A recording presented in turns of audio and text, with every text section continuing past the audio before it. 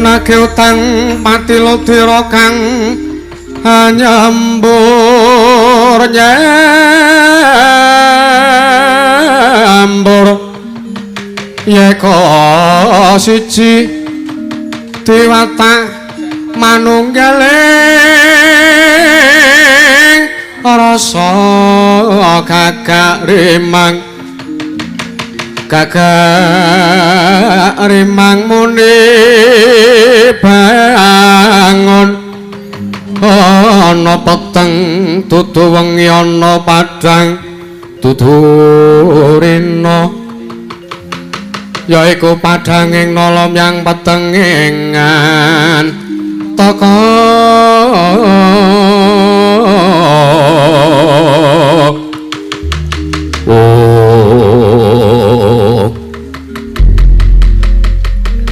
Paman Patih Pancatnyono sampun ngantos kaget kula awi wonten ing alun-alun negari Ndrawati paman.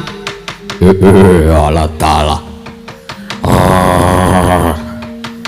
Bojleng-bojleng iblis lanat padha jekan. Walah nggih Angger Prabu Setijo kula nyadong dawuh nggih. Timbalan Paduka Angger Prabu Indrajit Tresna ngawe kang paman kepatihan. Mewah sanjaning para wadya kula nyadong dawuh nungsung wertala. Yaya Griwa kula wonten paring ajab. Wah jan kae resan-resan sing diusung rene. Ngopo tolong? Kae kuwi ngarep kuwi tiyan. Sing awake klawu kuwi bronjong. Wane-kone karo rombongane dhewe kok kaya ngono ora. Lah tenan kok janji gelem ngingu gondrong meneh to. Persis. Kowe njaluk tak kletak sirahmu iki. Mboten, Ben, mboten. Kula iso ngletak sirah kula dhewe. Nyadong dawuh keparengipun Angger Prabu Setijo. Paman Patih, kula wonten dawuh. Walah, cabaraning damel kula kinten anggen kula badhe gaya tumurun Wahyu Senopati. Liripun menapa? Kula sampun kepareng sontorsanipun Rama Prabu Ndrawati, lah kedadak Bapak anglayoni jujulan usuli. Parabdanipun kadang kula inggih punika pun Antareja ingkang kepengin mboyong dhateng pun Rama Prabu Ndrawati. Dhateng negari negari Ngamarta sak perlu nyekseni saha ngrumo jangil kasipun Gatotkaca anggenipun badhe gayuh kanugrahan Senopati saha badhe pun pesthekaken minangka senopati ning praja negari Ngamarta inggih pun para Pandhawa. Togok apike kepiye yen mangkene iki Togok? Nek ndaratur kula lho. Luwung sampeyan kondur mawon teng negara Traju Tresna. Sebabe piye? Mergo niki nek sampean bacutke mungsuhe niku ora enteng, mungsuhe ora baen-baen. Raden Antareja niku kadigdayane kliwat ukur ya lung. Niku satriya putu dewaning ula. Putu dewa niku. Dadi ora baen-baen. Togok wonten dawuh, yen tong ngrembug babagan putu dewaning ula, Setijo kuwi uga putu dewaning ula. Kanjeng Hyang Pukul Nagaraja kuwi uga dewaning ula. Lah kene rak nuwun sewu, ampuhe beda karo mbahne Antareja. Nek mbahne Antareja niku sak wayah-wayah iso nyembur ya lung. Nek mbahne sampean nek ora dicedhaki paling ora niku wadyabala putri-putri mboten iso nyembur. Banjur karepmu piye? Kondur mawon. Bab perkara derajat kalenggahan saha Wahyu Senopati niku iso dipenggalih keri-keri mawon. Dewa niku matedhake kanugrahan ora ming pisan. Nggih. Nyatane kakang kula dobleh niki niku pun bola-bali entuk kanugrahan. Teges niku mertandake yen to dewa niku ora ming pisan matedhake wahyu kanugrahan. Saiki iso entuk wahyu, sesuk iso ora. Saiki iso ora, sesuk iso entuk ngoten niku. Dadi kahananing dewa niku ora iso ditebak. Jagat niku ora iso kok jenenge kula karo sampean gawe pesta niku mboten enek sing ngerti. Contone kakang kula dobleh niki awan bar dilantik wengi kewirangan nggih. Niki kakang kula dobleh niki. Mula wong ki nek ming paitan cocot kuwi. Wong paitan cangkem wong kowe ya melu mangan kayaku kowe kok. Lah iya. Nek ra ya mesa kalah karo bojomu bleh kowe iki. Wong sing lanang berpangkat sing wedok nang omah nguring-nguring ae. Sir ku arep tak ijolke kandang pitik kok kae. Aja njaga trah ngono. Ya sing lahir batin paitane iki ora mung kuwi kok ora. Paman Pati, kula wonten jauh nggih. Kula nyuwun wadya saking negaring Traju Tresna pun ketapaken. Sak perlu ngunduraken dhateng pun Antaraja awit menapa? Antaraja ingkang dados malangipun setija anggen kula badhe gayuh kanugrahan ingkang aran Wahyu Senopati mawon. Mekaten nggih. Wah, malah kula namung sendika ndherek ngestaken dawuh Paduka Angger Prabu Setija ing Traju Tresna. Malah nyadong benjang menapa mangkatipun para abdi keprajuritan mboten ketang sambung fulsa intang kasuwun bidal dinten menika paman ngestaken dawuh nggih. Kunjang Kanjeng Langit kelap-kelap kalaton lir genjang alis risang mawe gandrung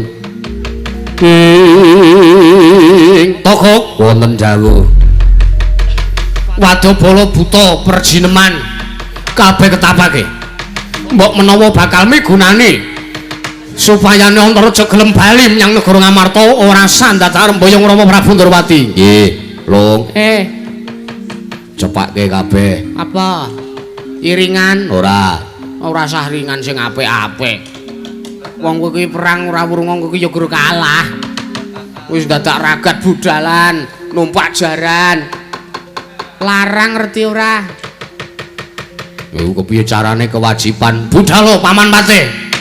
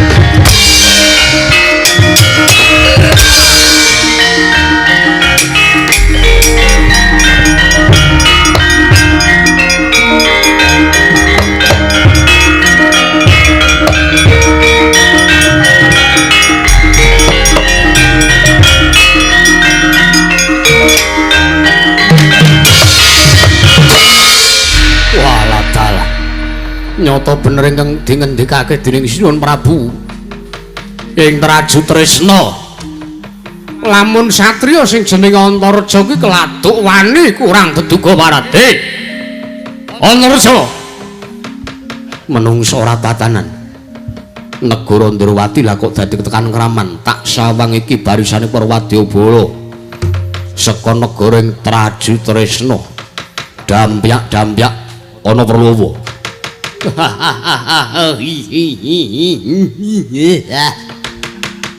Ora sandadak kowe api-api ora weruh. Anane aku merpeki karo kowe, aku arep ngrangket kowe. Sak perlu ngundurke kowe murungake kowe mergo dapurmu dadi pepalange ratu Gusti Sinuwun Prabu Setija. anggon panjenengane kepengin gaya tumring Wahyu Senopati. Ora kusik. Dapurmu sapa e? Durung tepung junjung marang kaprawiranmu kowe keparep ngongasake marang kabisanmu sesongaran sumbar mangwuwu sapa kowe?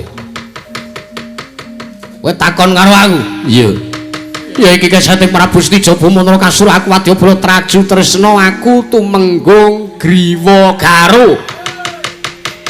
Tumenggung Griwa Garu dasar kepala nyata. Kowe arep ngrangket aku ya, nyo tak pasrahke awakku, pasrah bungkukan. Yen pancen kowe iso ngrangket marang aku rangketen kepara paten ana. Ah, obong wandamu, mara maju. Wah, senteng sirahmu, mara aku ora bakal wedi. Ah, tekan Papua aku wandamu marang. Kula putrane ingsun.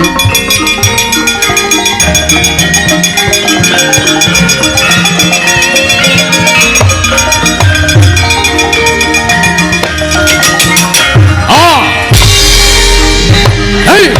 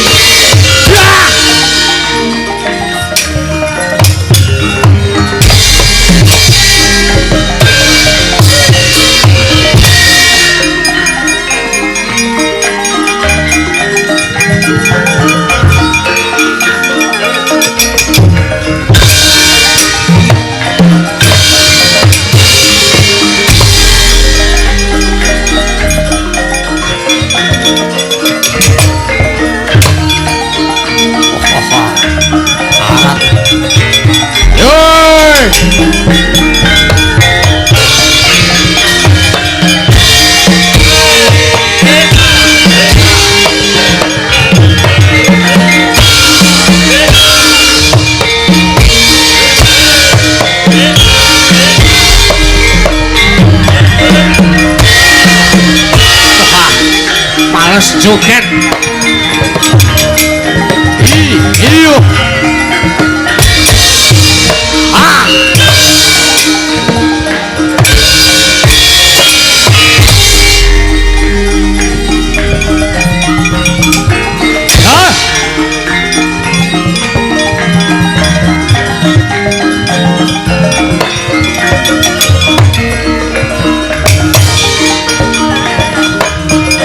Awas.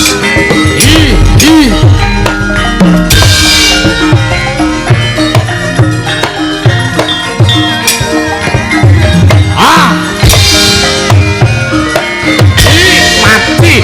Oh.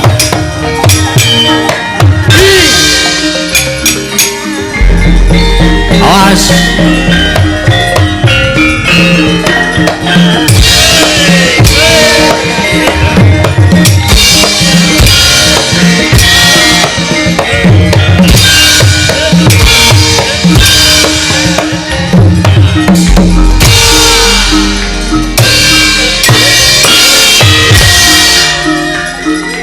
Wis lulus.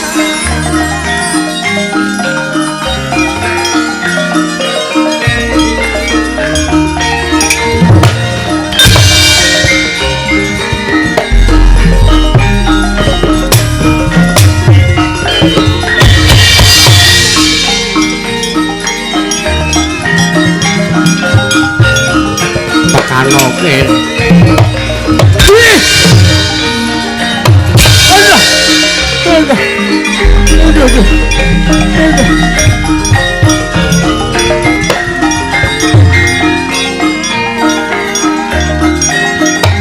Aduh, aja.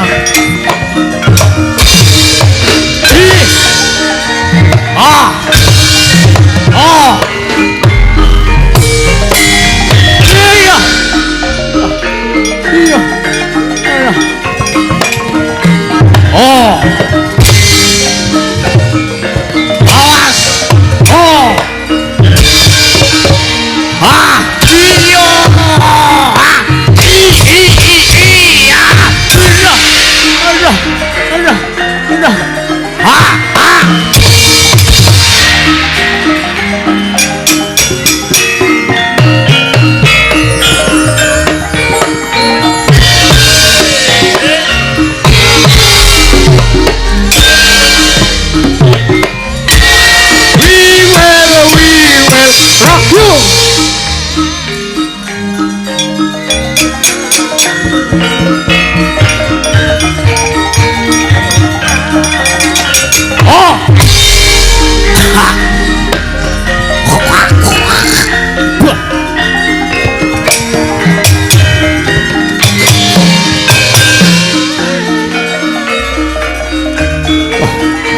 kira kalah. Kano ini. Oh, hei.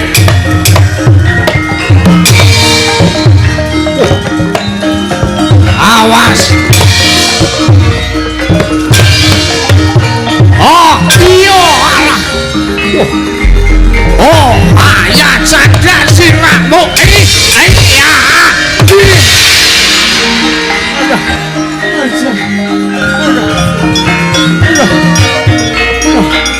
Sambatoi. Oh, asik, awas,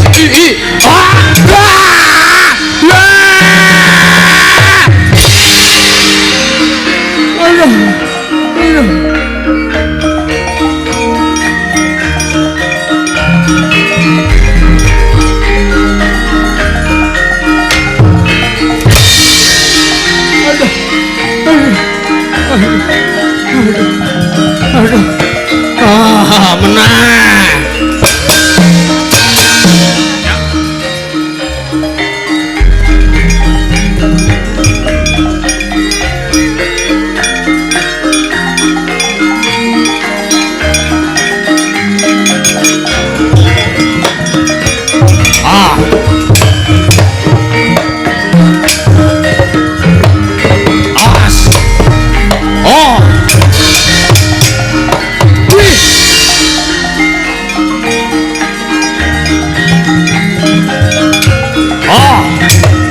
Chandra siramu ah. Woi ah. Iya, iya.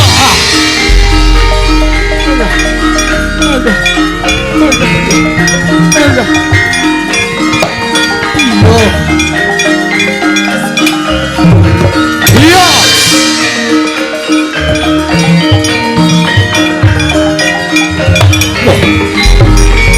Ah.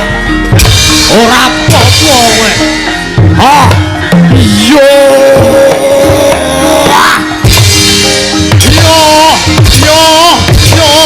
ayo, mati le, oh apas, iya.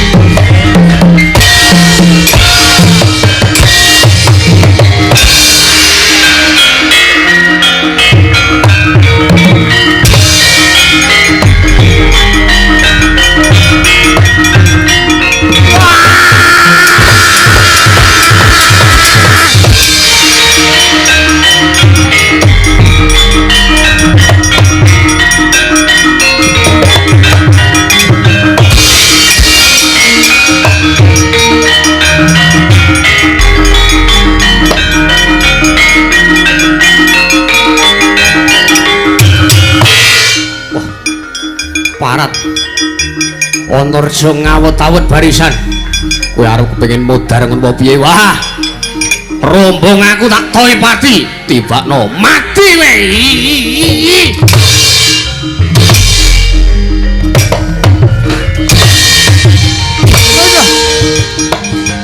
aduh aja oh ah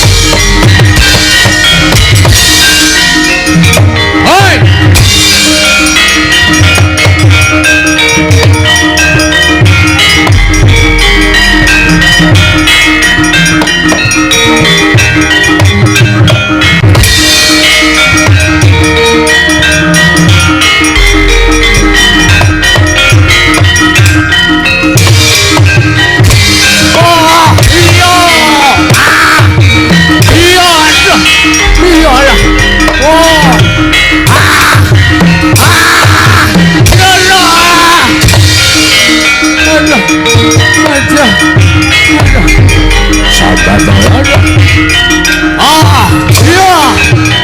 Aja lah. Ah, iya. Ah, iya. Ah, iya.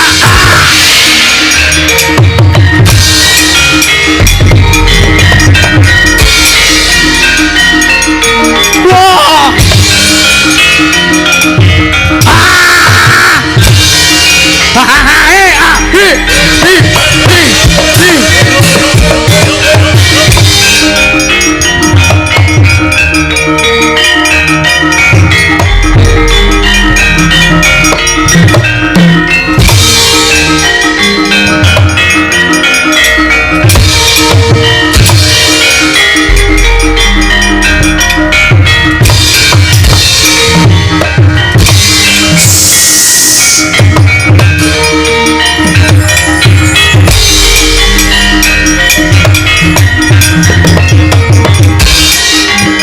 Oh. Hey. Ah. Hi.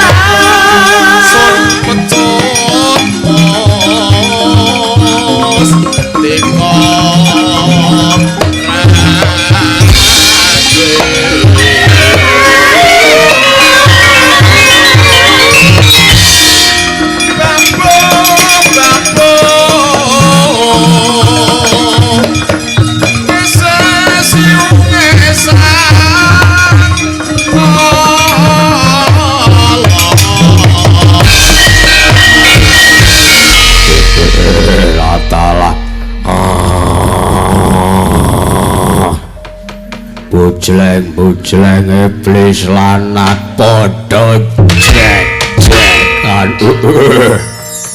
Wah, lah buta metu kok. Kae yo melu jedul. Tepuk tangan. Wah. Wah, lah keparat. Yen to ingkang maju perang kuwi mung Antareja ijen tak kira ora ndadekake perkara. Ning basan aku weruhku mledhange sencake. Walah. Wong Ndrawati kok cawe-cawe perkarane Pandhawa karo Traju Tresna keparat. Sencake. Apa kelakon kowe ora nungkul negaramu Ndrawati? Tadekke bumi angus Nyayah Griwa sing sareh.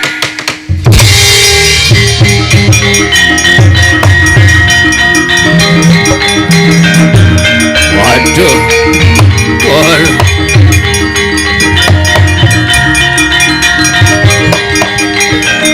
Cumangga henggiro sesumbere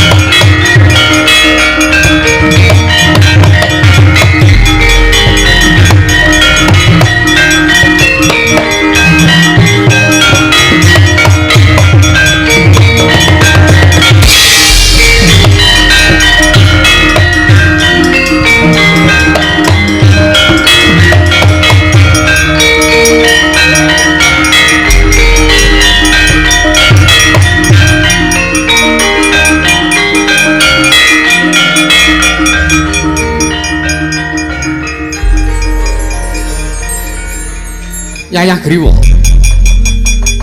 sing gedhe pangapuramu yen to aku nungka anggonmu Bandayuda marang kadangku Setyaki.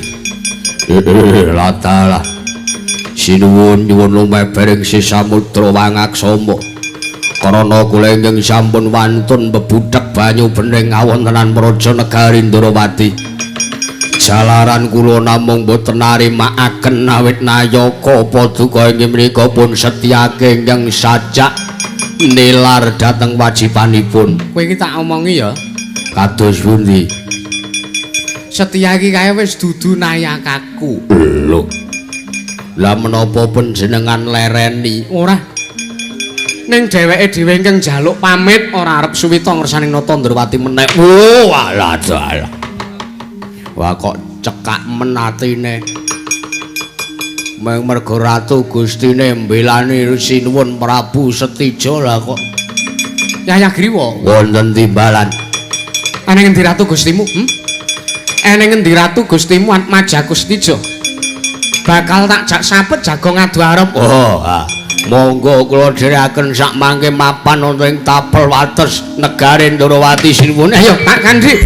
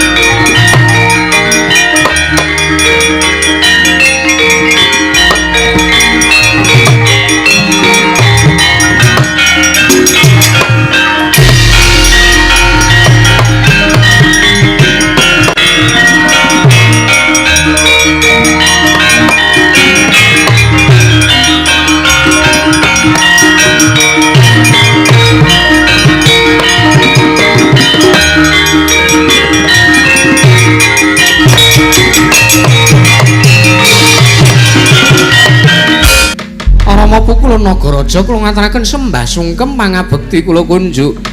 Lah dalah. Wong sekaring bawana langgeng yaya Kresna tak tampa. Wah pangestuning panjenengan ulun tampanana nggih. Sampun sanget anggen kawula pundi. Nyuwun mapunten malah sampun kepareng merpeki ingkang mayah pun Setija Bumantara Kasura. Sarta ingkang putra Ndrawati pun Sri Bathara Kresna wonten negari Ndrawati nyadong dawuh Kanjeng Rama Pukulun. Wah dalah. Pandhen sekawit panjenengan ulun nggih Kresna ingkang nderekake marang sak tindak Yatmaja kita ya wayah ulun Traju Tresna yaiku Setija Bumantara Kasura. Merga anggone duweni sedya kepengin gayuh kanugrahan ya kalungguhan Wahyu Senopati ya derajat kasenopaten. Mula pune yang ndak lilani nderekke sakpurnane kewajiban sarta sak kecekele sarta sak kasembadane anggone setija gayuh kanugrahan karan Wahyu kasenopaten Nata Ndrawati. Kanjeng sak mangke kula namung kantun nderekke mawon. Sekawit kula ingkang badhe nuntun dhateng lampahipun anak kula pun setija badhe kula tuntun piyambak.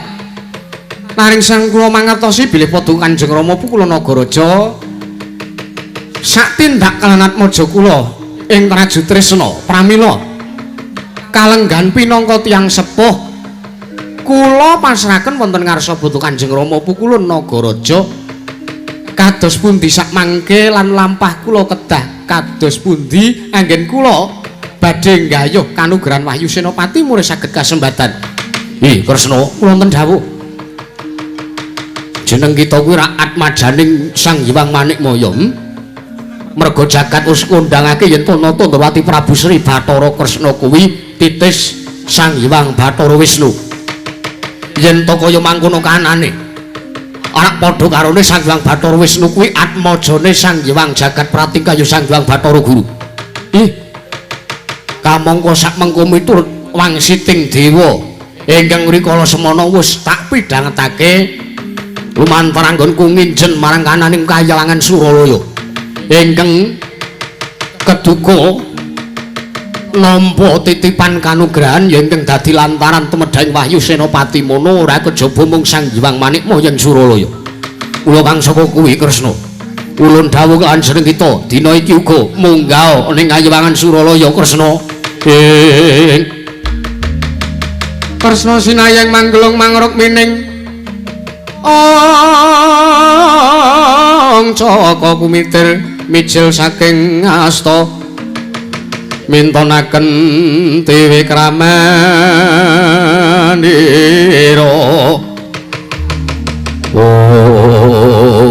Makaten Rama Pukulun. Ya. Kula kinten sak mangke menawi kula ingkang nyuwun kanugrahan menika pun pasrahaken dhateng anak kula pun setija. Gandeng kula menika minangka jejering putra lan Sang Hyang Manikmaya menika minangka jejering tiyang sepuh inggih sudarmanipun Sang Hyang Bathara Wisnu. Pramila kula badhe mesthekaken destun timen ing atase anak duwe gegayuhan kok wong tuwa ora minangkani ya. Pancen pinter tenan kowe Kresna.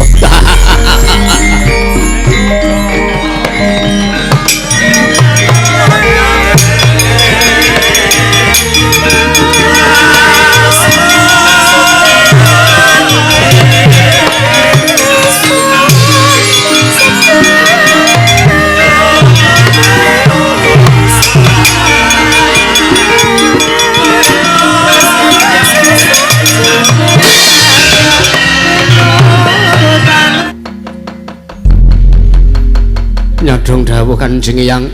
Setija kula wonten dawuh. Tumus nggih tumus. Anggonipun yang gawe lelakon kang kaya mangkene iki sayektipun yang mung nglabuhi marang jeneng kita. Putuku ing Traju Tresna. Matur sembah nuwun, matur sembah nuwun. Kak. Metu ra iki. Ora usah. Mau wis metu pisan bae. Beborosi anggaran, beborosi utek kuwi genah. Engko pokoke numpak bis. Ora kena mandeg-mandeg. Yo. Lah nek aku arep nang mburi piye? Kresek. Eneng tas kresek karo eneng botol Cleo. Anggepmu nopo? Pokoke engko nek mandeg, engko nek bis ki nganti mandeg berarti kowe sing medun. Ana medun ping 5 kok sing mudhun kowe kabeh. Witekno awakmu ki dijaga kesehatane. Kae dagelan kae kon meneng iso ora kae. Nuwun mapunten Kanjeng Hyang nyadong dawuh. Setija kula wonten dawuh. Supaya aja ngetok-ngetoki yen to jeneng sira putuku gawe perkara ingkang ora prayoga. Ketokno najan to niatmu kuwi ndusta marang kanugrahan Wahyu Senopati najan to kerentekmu kuwi nelikung marang gegayane si Gatotkaca tak jaluk iki dina prapta ning Prajanegara Ngamarta. Nuwun pamunten. Kula prapta wonten Prajanegari Ngamarta sak perlu menapa ngetokno yen to sejatine kowe arep njaluk kanugrahan iki kanthi surana alus, kanthi surana ingkang becik, dirembuki kanthi ati lan linambaran rasa ingkang prayoga aja ngasi para Pandhawa nggraita lan nyakara bawa yen to kowe ngubupi perkara ning Prajanegara Ngamarta. Mekaten Kanjeng Eyang. Iya. Mangaten kula nyuwun pamit daya-daya tambeng pangestu kula suwun sing ati-ati aja kula bocah cilik nggih putuku Trajut Tresna Sedya.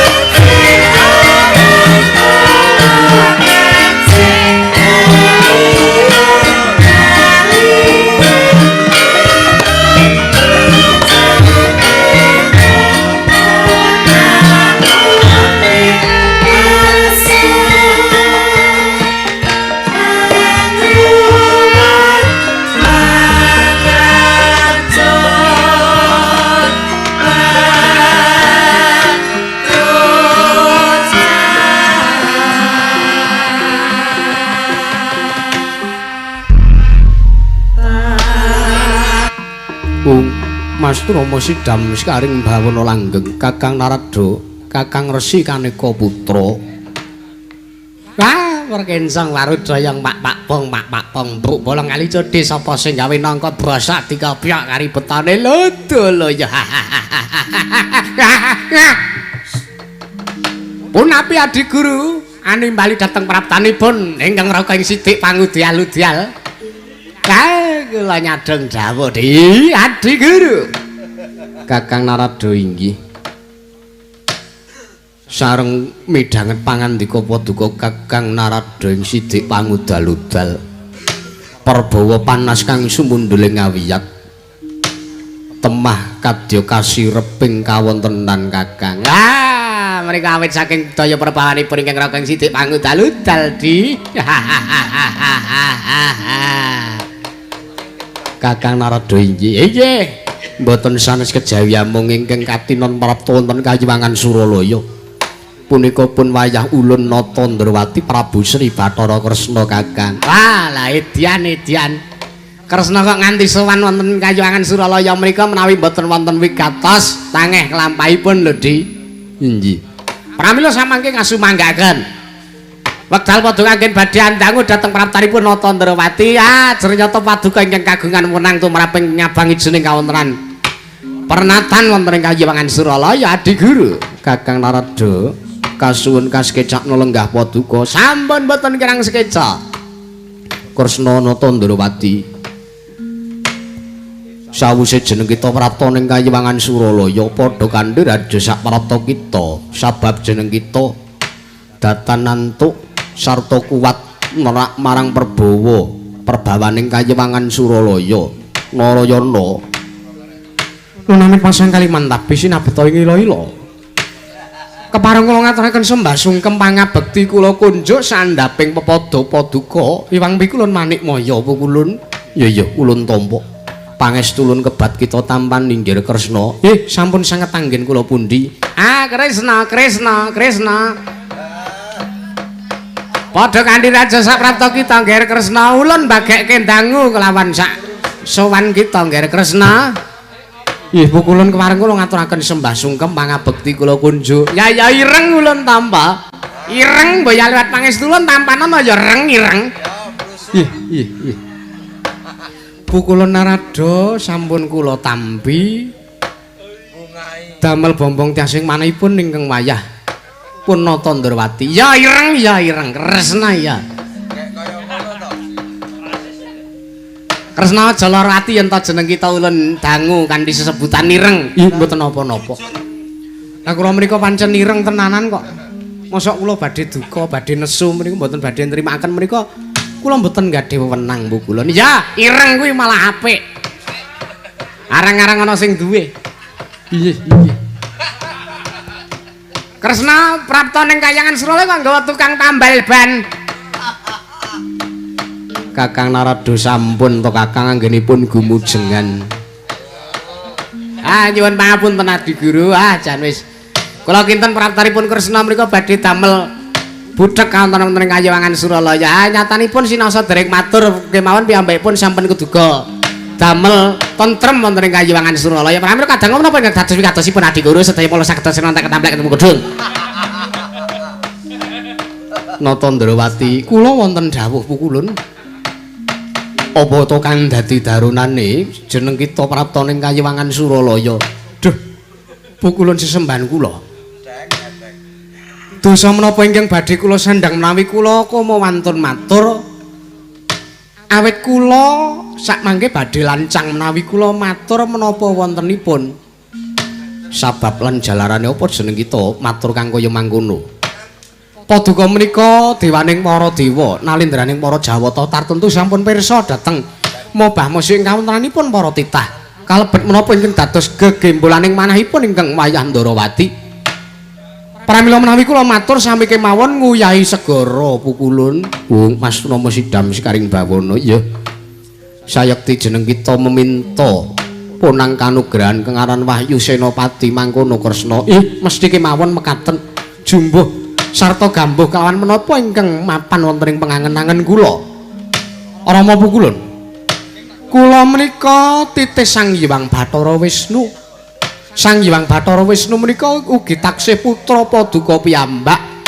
Kamangka wekdal sapunika putra Paduka piyambak inggih kula pun Sri Wisnu menika nggadahi gegayuhan kula nyuwun wujuding kanugrahan kengaran Wahyu Senopati keparengipun paringaken lan pun tedhakaken dhateng wayah Paduka inggih anak kula ing Traju Tresna inggih menika pun Setija Bumantara Kasura. Menawi ngantos sakmangke Paduka Hyang Pikulun Manikmaya inggih Kanjeng Rama Pukulun Bathara Guru mboten keduga masrahaken ponang kanugrahan. Doh nyono cerak nyono sangya para Jawata miwah para titah gumlar wonten ing Madyapada badhe mastani nalendraning Kayangan menika deston pambeganipun awit putrane ndek gegayuhan lah kok ora dilabuhi putrane ndek kekudangan ora dipinangkani ingkang pikantuk jeneng ala miwah wirang bebarang nggih namung Paduka Kanjeng Rama Pukulun Manikmaya lho Pukulun kagatrisang kapirangu rinangkul kinempet-kempet dosang ratnaning bawana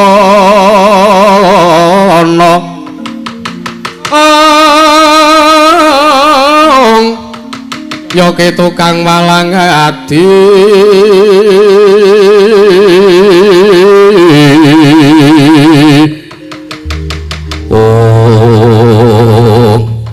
Mas Rama Sidam sekaring bawana langgeng Kresna kula wonten dawuh jeneng ulun bingung bakal minangkani lan ngudaneni apa kang dadi panjaluk kita apa panjenengan kudu watak adil Kakang Narada menika kados pundi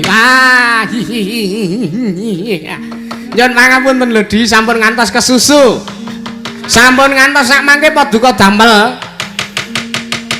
inggih menika pangandikan sampun ngantos keseluruh wonten margi ingkang klentu jer menapa Setija menika mboten lagu tapa brata Setija menika mboten lagu prihatin piyambakipun mboten numbas wujuding kanugrahan kepadipun gayung ing winastan Wahyu Senopati piyambakipun mboten nglakoni tapa nuwun sewu kamangka kanugrahan menika pinesti badhe tumedhak dhateng titah ingkang lair lan batosipun menika resik kamangka Kresna menika nyuwun pamunten Kresna menika sampun pinesti dados inggih punika pujanganipun para Pandhawa teges pujangga menika juru selamatipun para Pandhawa ngaten.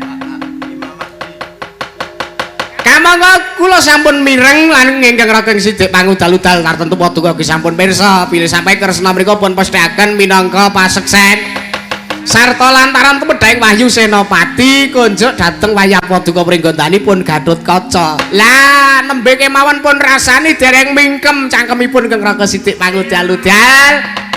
Lah kok Kresna prapta teng kayangan piyambakipun mertelaken bilih badhe gayuh kanugrahan Kengaran Wahyu Senopati ning kok emane ora digayuhke kanggo Gatotkaca. Wah, lah dalek iku kok kepiye ketatiane Di Guru.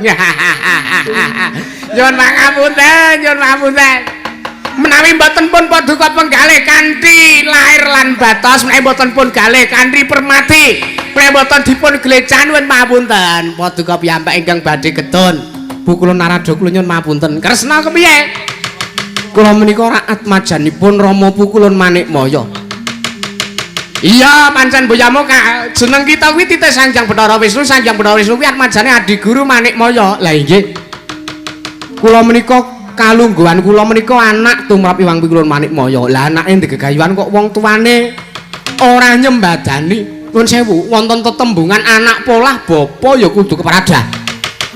Menawi ngantos gegayuhan kula sak mangke mboten pun udaneni dening Iwang Pikulun Manikmaya menapa kasembadan kula lampus diri awit mboten wonten ginanipun kula gesang Trimadyapada. Kresna Kresna aja kaya mangkun Kresna.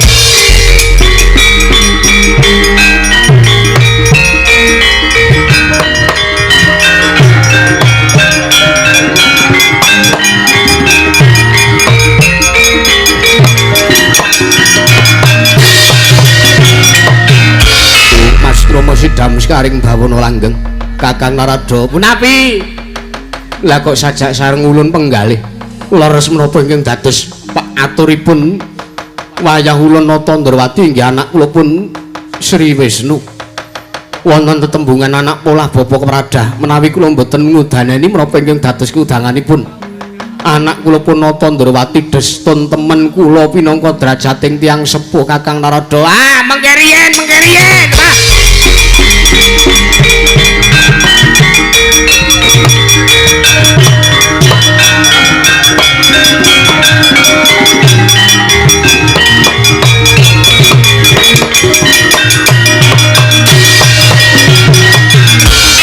saderengipun kula matur ingkang langkung kathah kula badhe ngemutaken dhateng panjenengan Adi Guru kula aturi emut kula aturi eling Parwadasena panjenengan tumindak kados mekaten menika sami kemawon panjenengan nandur lho Di panjenengan nandur menawi tiyang nandur menika tembene bakal ngunduh nyuwun pamunten panjenengan sampun nglabuhi dhateng lagu Jantra Angkara Murka liripun menapa setija ki mung enak-enak kapienak mung jagake karo derajat pangkat kalungguhane wong tuane dheweke ora ngudi dhewe dheweke ora mbudidaya dhewe mung waton iso nglobi wong tuane dumeh duwe wong jero terus arep golek gawean sageleme dhewe kepenak ora nyuwun pamunten tiyang ingkang badhe pikantuk derajat pangkat menika ugi kedah ngupadi piyambak kedah mbudidaya piyambak Kresna jeneng kita mboyan narimake ulun ngendika kang kaya mangkene oke-oke iki. Nyuwun pamunten. Kula kinten menika perkawis kula warga antawisipun kula pinangka anak kalian Rama Pukulun Manikmaya pinangka tiyang sepuh. Iya Kresna ulun percaya ulun ngerti.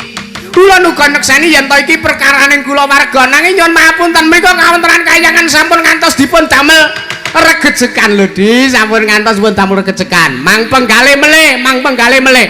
Sampun ngantos panjenengan getun menawi ingkang Raka mboten pun pidhangetaken aturipun ha inggih sampun mangga sekecake mang teruske gegayuhane Kresna niku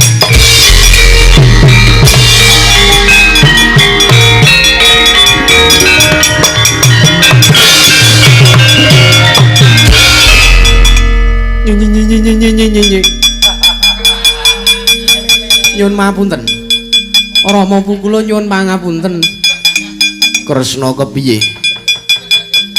Menapa panjenengan badhe kegut kalian menapa ingkang dados pangandikanipun Iwang Pikulun Narada? Kresna babar pisan mboya. Jeneng ulun kepengin nglabuhi marang apa kang dadi gegayuhane Si Setijaya wayah ulun traju tresna. Wah, ladalang ngaturaken panuwun. Malah benjang menapa anggen paduka badhe matedhakaken kanugrahan Kresna kula wonten dawuh saranane alon sarta kudu nggunakake srana ingkang alus bisa nyidra sarta ngapusi marang para Pandhawa merga mangertiya kanugrahan Wahyu Senopati mboya ulun ingkang nggawa mboya ulun ingkang asta Kresna mekaten ya kula kang saka kuwi ayu ulun kanthi nyaketi kanan Praja Negara Ngamarta napa Ndrawati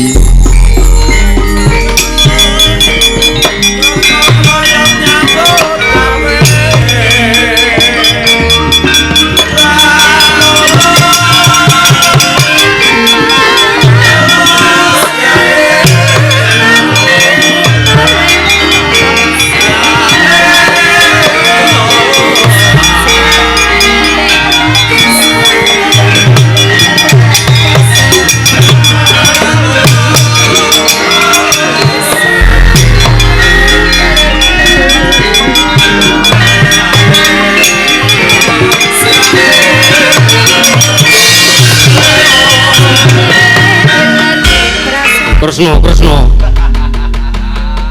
kula wonten maringan dawuh Rama Pukula Nagaraja walah edan ora sranta rasane atiku ora tentrem yen to aku ora sumusul nang Kayiwangan Suralaya Kresna ih Rama Pukula Nagaraja kados pundi piye kabul kawusanane nggih kula sampun sowan kersanipun Mang Pikulun Manikmaya banjur Wahyu Senopati wis entuk dereng wah piye kuwi nyuwun mahapunten tiyang badhe gayuh kanugrahan menika sinaosa kula sampun mbudidaya kanthi serana ingkang boten awrat nanging ugi kedah mbudidaya bener iya banjur dawuh Wang Pikulun Manikmaya piye dawuhipun Wang Pikulun Bathara Guru kula kene nyaketi kawonten Praja Negari Ngamarta awit menika kedah pun telikung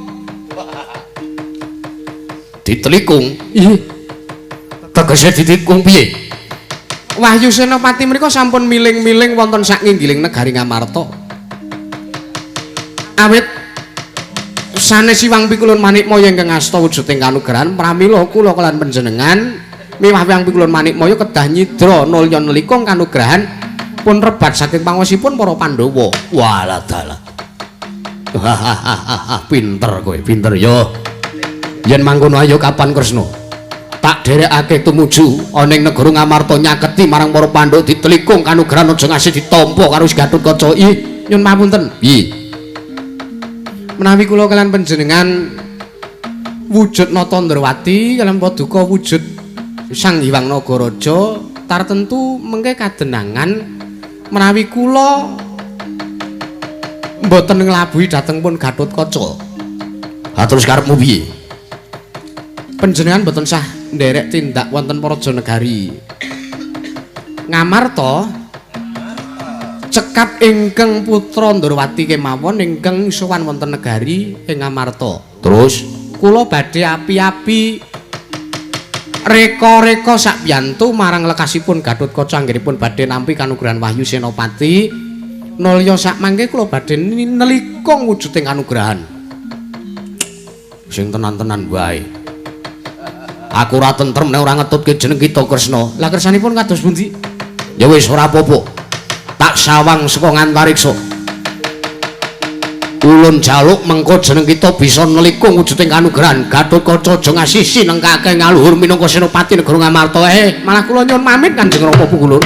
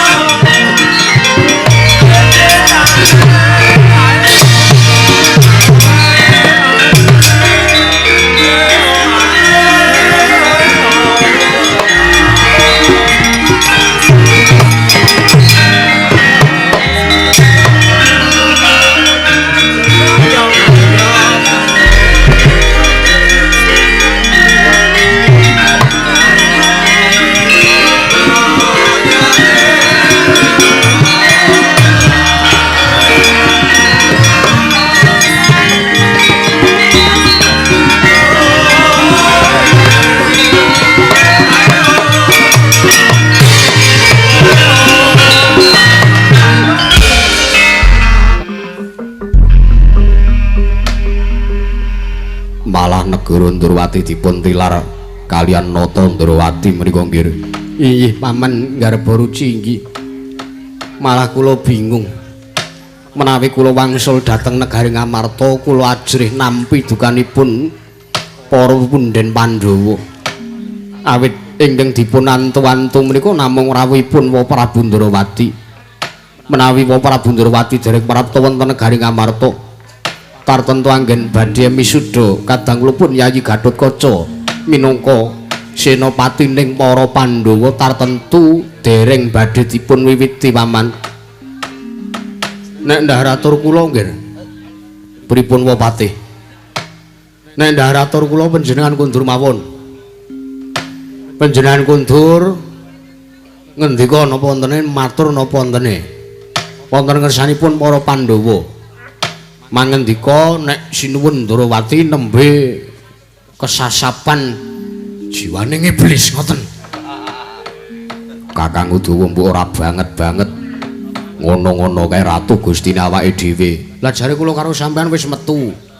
Metu rak yo bali mlebu meneh. Menika pangandikan menapa niku? Anu niku lho nggih. Kula wau rak matur bilih kula badhe leren anggen kula dados senopati. Sarung kula manah-manah, sarung kula petang-petang. Kula kinten Koko Prabu Kresna menika anggenipun nggadahi watak angkara. Namung sepisan menika kemawon pengangkah kula lho menika. Ih. Lajeng sakmangke menawi sampun purna kewajibanipun panjenenganipun badhe memayu hayuning bawuna melih. Gampangane niku anu nggih. Kaya wong sing nembe kongsleh pikirane ngoten niku lho nggih. Nembe kenging siku dendaning dewa mbok menawi nembe kenging pacobaning para Jawata. Lah sak menika putusanipun ngaten mawon. Siwa Patih Udawa kados pundi? Sampeyan kundur teng negara Ngamarta matur napa wontene mawon. Mangendika mangsanjang kalih para Pandhawa kaya sing pun kula aturake wau lho nggih.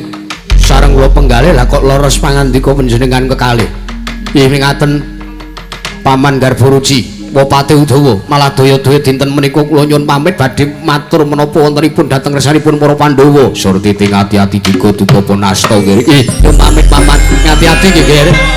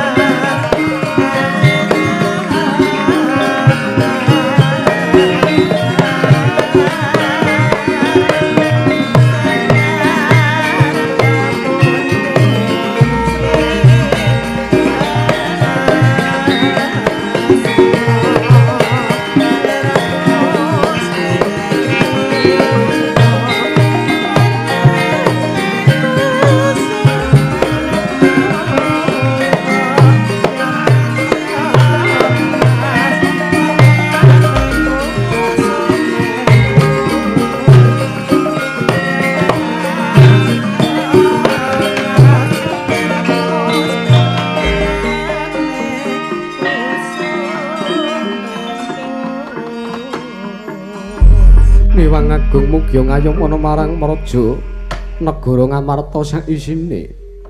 Antaraja sirat majaku ing jangkar bumi anggon ndak utus pratoning Maraja negara Ndrawati kang sak perlu ambayongi marang rawuhing Koko Prabu Sri Bathara Kresna. Sak mengko jeneng sira wis katon sowan ning Maraja. Kepiye munggo kabul kawusanane Antaraja Sewu lepat nyadong deduka Wa Prabu. Sakti kula sampun kepareng matur wonten sanipun Wa Prabu Ndrawati nanging kuciwaning manah kula. Samangke kula cabaraning damel anggen kula mboyong dhateng pun Wa Prabu Sri Bathara Kresna awit jebul tinipun sareng kula sowan wonten negari Ndrawati. Wonten mriku ugi wonten lenggahipun Kakang Mas Setijo ing Raju Trisna. Ingkang panggayuhipun ugi sami kepingin namboyong dhateng Wa Prabu Ndrawati sak perlu nggayohaken wujuding kanugrahan Kengaran Wahyu Senopati kagayuh dhateng pun Kakang Mas Setijo. Paramila sak mangke sedaya lepat kula nyadong deduka kula wonten menawi kutuk kula kedah nglampahi pidana ingkang sak murwat kelawan menapa ingkang sampun kula lampahi lan kula ingkang sampun babar wirang para Pandhawa awit kula datan kasembadan mboyongi dhateng rawuhipun Wa Prabu Ndrawati. Wa Prabu Sri ya jagat pangestu Ngara Kakang Semar kula Den durung parna nggonku nampa marang apa kang dadi ature Antareja ora pangling ingkang prapta ning Praja Negara Ngamarta iki Prabu Setijo Bumanara Kasura. Paman Prabu iki nyuwun mapunten sowan kula ngaturaken sembah sungkem pangabekti kula kunjuk anak Prabu tak tampa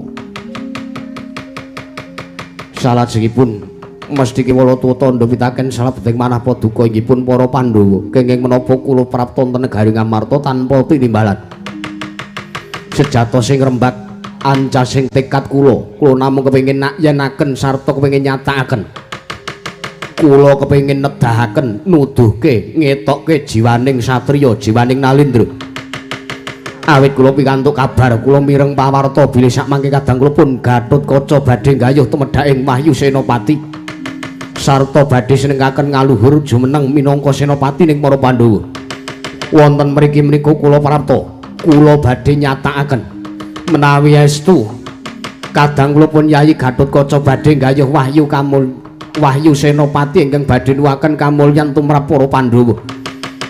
Kula suwun kanthi sanget sampun ngantos Gatotkaca gayuh kanugrahan kasebat awit kula kepengin punika amengku kanugrahaning dewa kang winastan Wahyu Senopati menika Paman Prabu.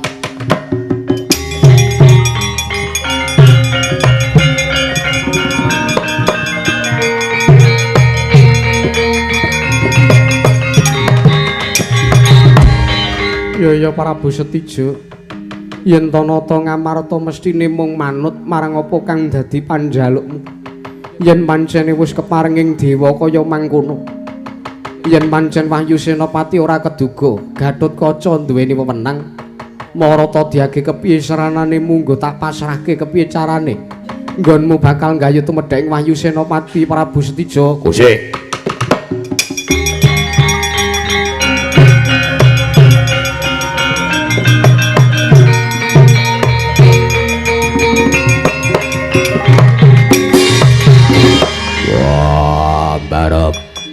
Werkudara kepiye yen to sampeyan nayogyani sarta masrahke kalungguhan Senopati ngersani Setijo aku ora maido mergo pancen kowe ki Nalendra sing gedhe putih teges lair batinmu wis ikhlas paribasan wis masrahake ngikhlasake yen to uripmu kudu jaluk nanging beda karo pambekane Werkudara.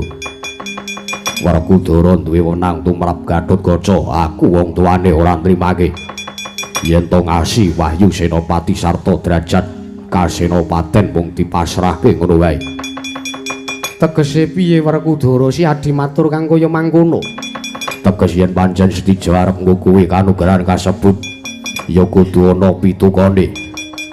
Narakasura langka ana kuandane kadangmu pringgondani Wahyu Senopati kukupen medal Jawi.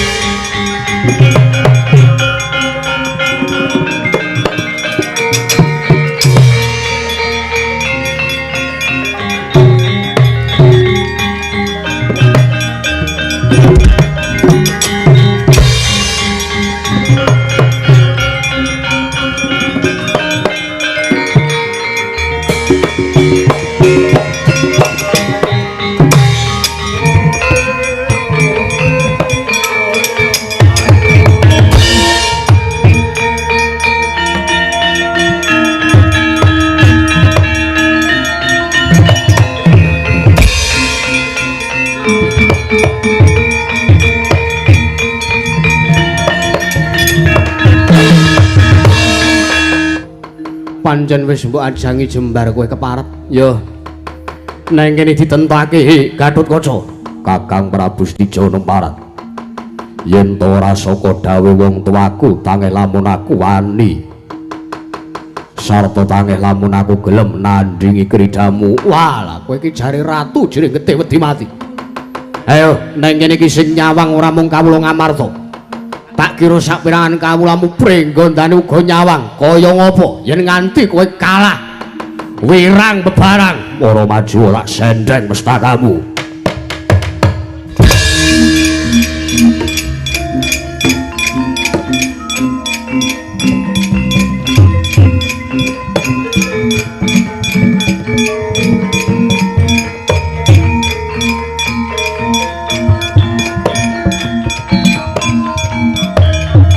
Wajan keprak iso ngiuk ngiuk ngiuk.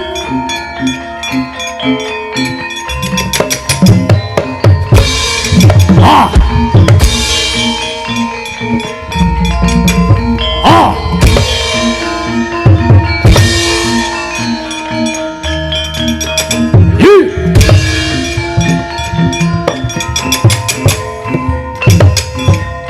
Ah.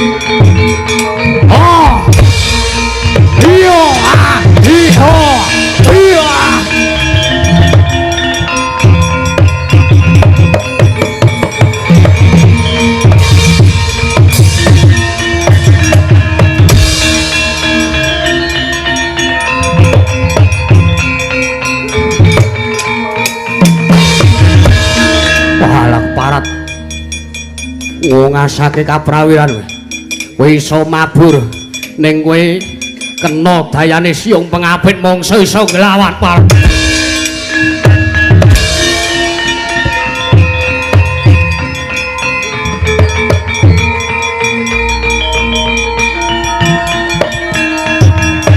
Hei! Hei! Oh ya! Oh!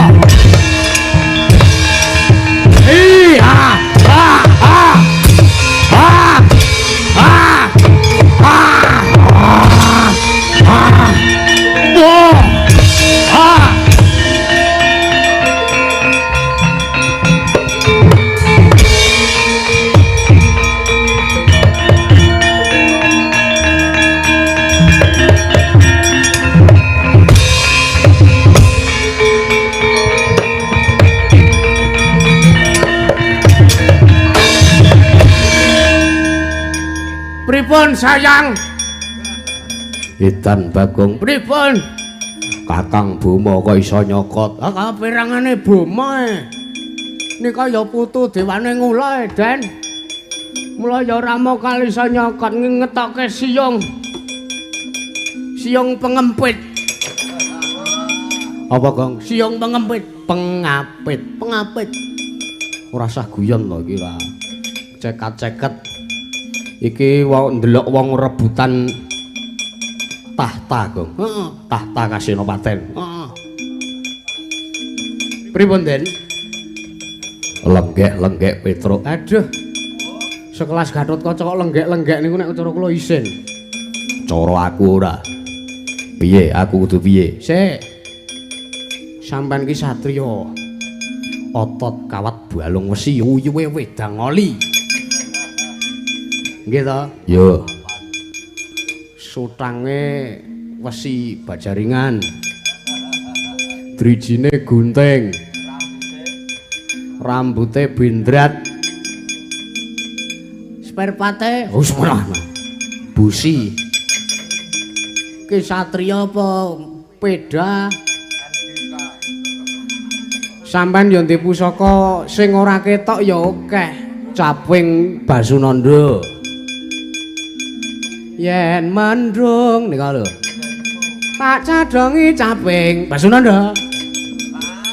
Niku sampean iso nggunakake niku. Niku nek sampean watek dayane sampean udan ora kodanan. Terus sing mapan teng pasuryan niku ajian Surya Kanthi niku. Ketoke udu Surya Kanthi terus wis menengo tapuki manuta wae bleh.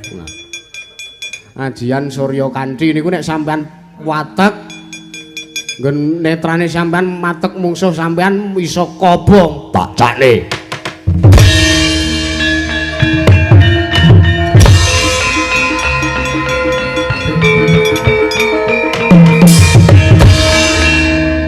Ajian Surya Kantha kok Surya Kanthi wis men to.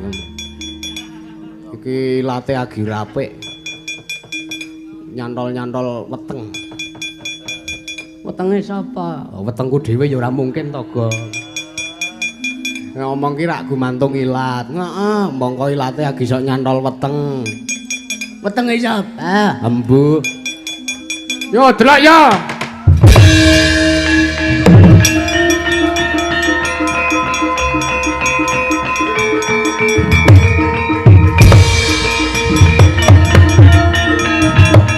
Sewani maju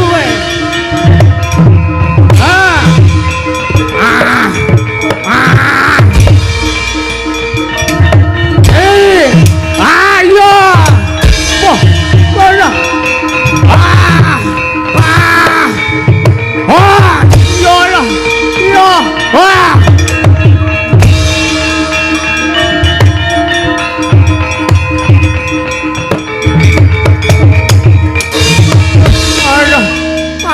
setan panas goblok panas setan Gatotkaca aja parat kowe aja lancang aku kadangmu tuwa Gatotkaca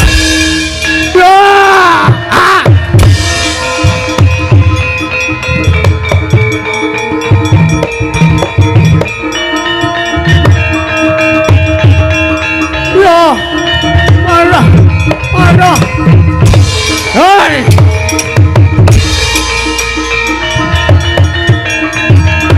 aduh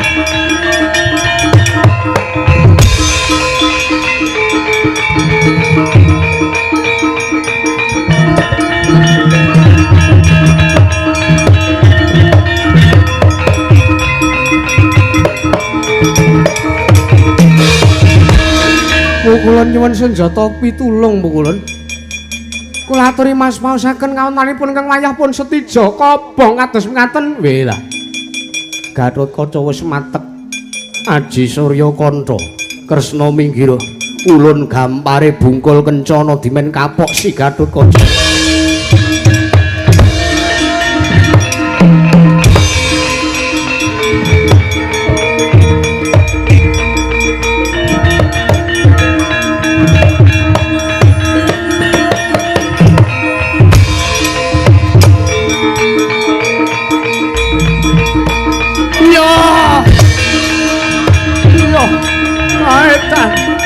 Panas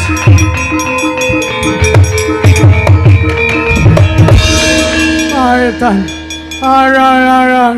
iya lah larane ora jamak panase ora jamak-jamak Sambato tumung kula bapa ngakasa ibumu Pertiwi Kakang Setuju tak tohi pati bab kalunggan Senopati tan grahita nata pringgondani Sang Gatotkaca kocap Sang Hyang Manik moyong wis gampar bungkul kencana wae kok semono giya ner pasuryanira Sang Raden Gatotkaca eling-eling kagungan pusaka ngaran Topeng Maja saknalika pecah piar badar jatring wujud pasuryanira Sang Raden Gatotkaca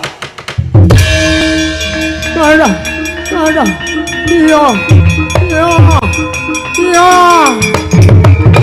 wah Wah, adem. Weh. Wah. Putar weh.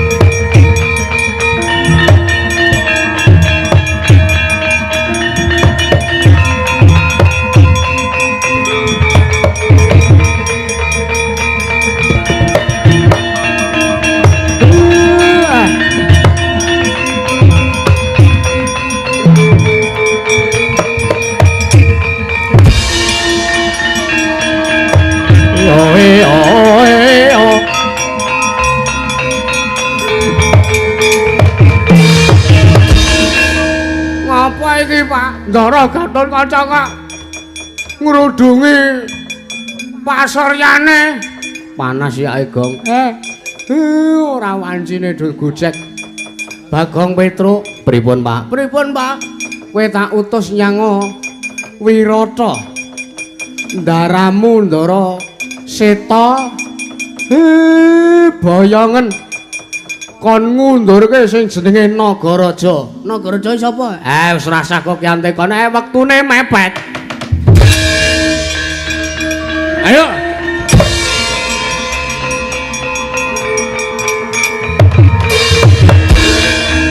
Siwa Semar aku njaluk senjata pitulung Siwa Semar.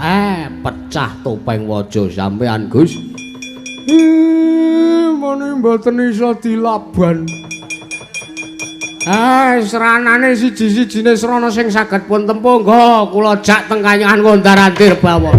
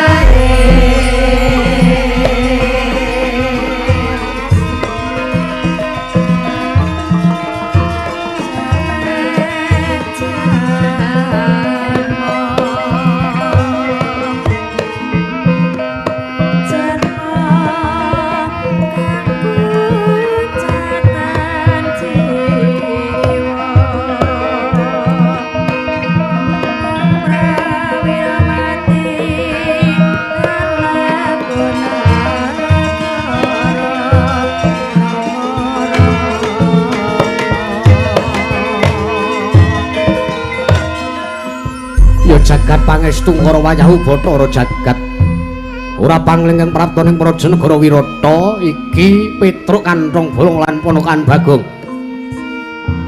Inggih sinuwun Prabu Matswapati kewareng kula ngaturaken sembah pangabekti kula kunjuk. Tak tampa Petruk. Inggih. Bagong padha slamet. Pangestunipun sinuwun Durgandana bekti kula konjuk sinuwun. Yo Bagong pangestuku tampanana kula pundhe ana wigati apa Ponokawan Janur Gunung Kadingaren. Nyuwun mapunten sinuwun. Sowan kula menika badhe ambayongi dhateng pun ndara kula pun Ndara Seta. Sakpro sak biyantu kaliyan pun para Pandhawa. Piye? Arep mboyong anakku Seta? Inggih. Mapane ora ning Kedaton Wirata. Lho, lha teng pundi? Ning Pertapan Suhini. Oh, kleru gong piye to iki?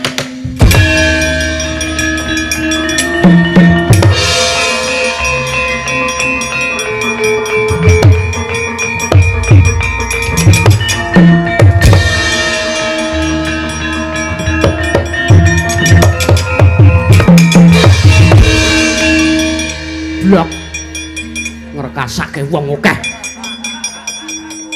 Ora reti ya ameng manut ibu kok. Ipung ki wong suwe ra tau mangkat ki dadi ora ngerti perkembangan. Sak dawuh-dawuh ki aja dinut kowe kok ora ana. Ha terus piye? Ha kae Mandara Seta ning kono kae.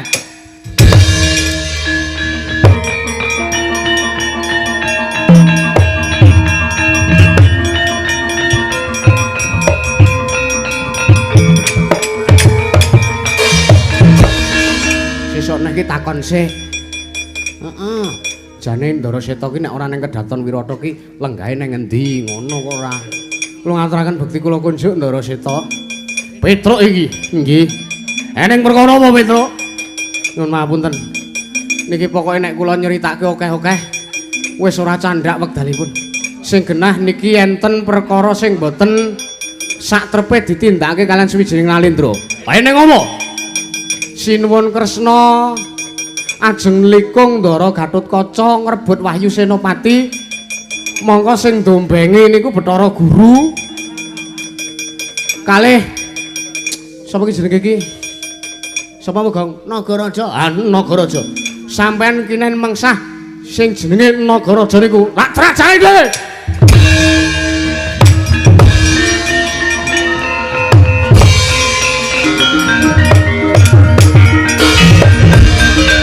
Mas Tunama Sida masalah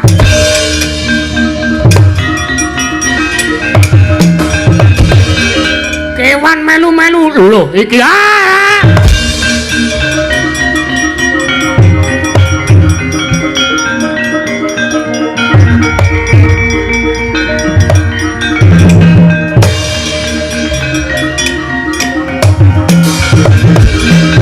Petruk kantong bolong bapak maratuwa.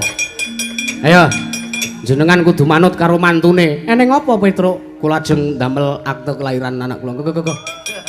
Nyuwun tanda tangane Mbah Kakung. Yo, ayo. Lho.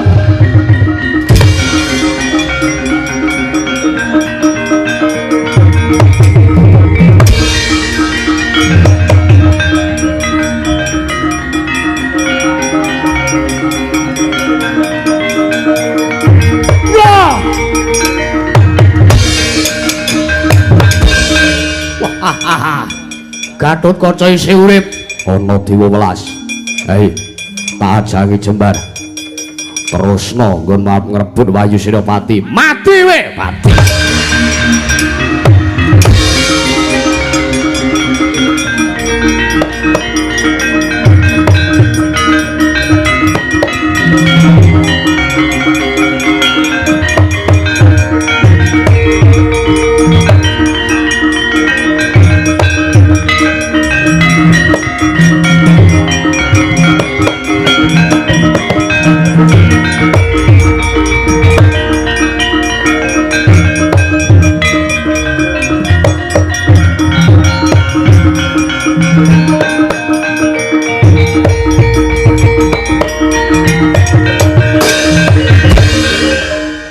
Pinten lepatipun keng abdipun Manik Maya nyadong deduka pukulun. Duh. Pukulun kula nyuwun pangapunten. Walah wirang. Kejawi kewirangan kula isin yen ditutuki kalih mantu kula dhewe. Syukur. Ndara pisan kok ora. Senengane kaya ngono. Ah, pripun lek ngadili pukulun?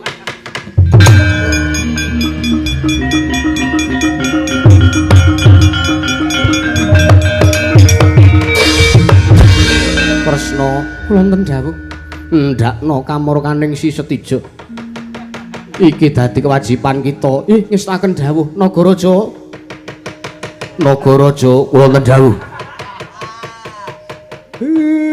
sing nyeluk niku sampean napa sampean aku ki arep makilke wakil ora ndara pisan ora wirang tutuki mantune dhewe ora Nagaraja wonten paring adhawuh pukulun jeneng kita ulun paringi paukuman tapa nyangga bumi 1000 taun lawase ngestaken dawuh padha budhal nindakna kewajiban kita dewi-dewi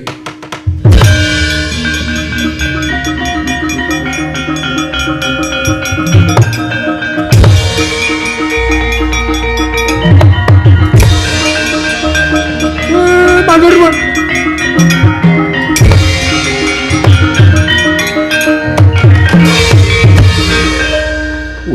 panggawan menapa pukulun panjenengan ulun ingkang duweni wewenang tumrap jeneng kita ayo ulun kanthi ning Suralaya Manikmaya.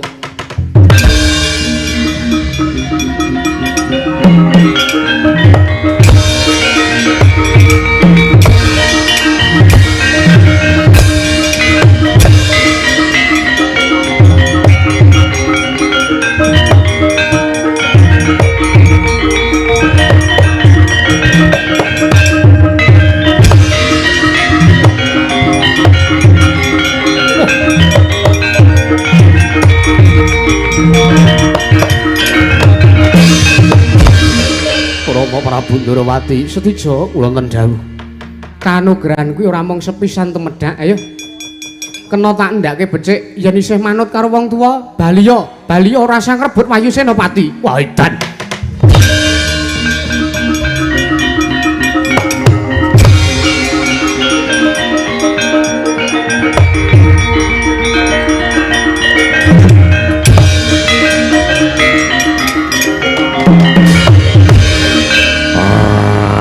putar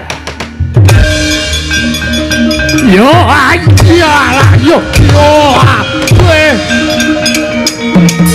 kira gedene dosanipun Kakang njaluk pangapura ya Di yo ora dadi ngopo pancen aku wis ngerti yen to kowe nedeng kalimputan penggalih ala atimu iya Gatotkaca aku njaluk pangapura wa Prabu iki mboten dadosaken perkawis Kakang Semar aku njaluk pangapura ya Kakang.